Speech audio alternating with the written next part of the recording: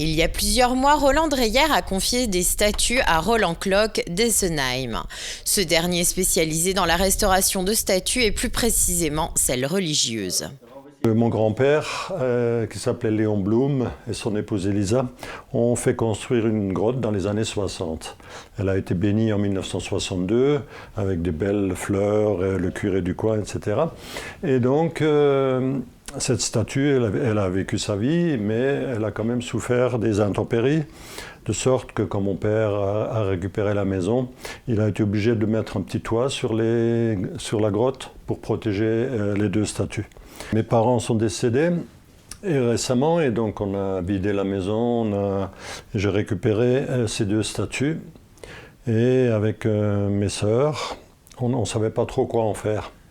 Mais on ne voulait surtout pas les donner à un tiers, les céder, les vendre ou n'importe. Et je cherchais le moyen de les sauvegarder, de leur trouver un emplacement, etc.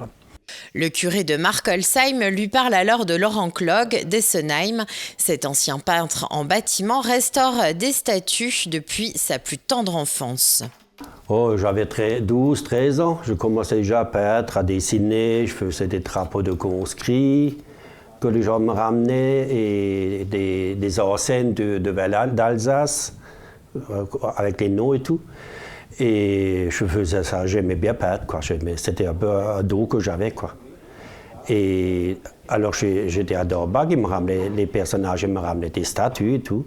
À un moment, j'arrêtais parce que je construisais, j'avais d'autres trucs. Et là, j'ai repris, il y a au moins 30 ans déjà que j'ai recommencé, quoi. J'aime bien faire ça parce qu'il y a des statues qui sont sur les greniers pendant des années, il n'y a plus de main, il n'y a plus de nez, il n'y a plus rien. Et personne n'ose plus les montrer, quoi.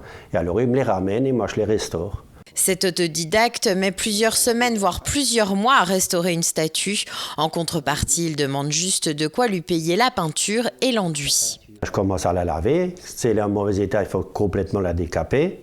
Après, il faut commencer à faire de l'enduit, à restaurer les mains s'ils sont cassés ou des fissures, il faut tout restaurer. Quand c'est sec, il faut poncer, re-enduire, reponcer, jusqu'à sur la forme des mains. Et après, là, on commence à peindre, quoi, quand tout est bien retapé, quoi. C'est pas évident à faire, quoi. Il faut beaucoup de patience. Et j'aime bien restaurer parce que ça, tu vois des statues qui sont perdues, ça fait un peu restaurer, ça reste un peu dans le patrimoine aussi, quoi. Le plus dur pour Roland, c'est de peindre le visage et surtout les yeux. Pour lui, l'expression d'un visage est le plus important lorsqu'on regarde une statue. Il en a restauré des centaines, notamment dans les églises des environs. Une passion qui le dévore. Roland Dreyer a demandé à la mairie de Markolsheim de mettre ses statues dans la chapelle du cimetière de la ville.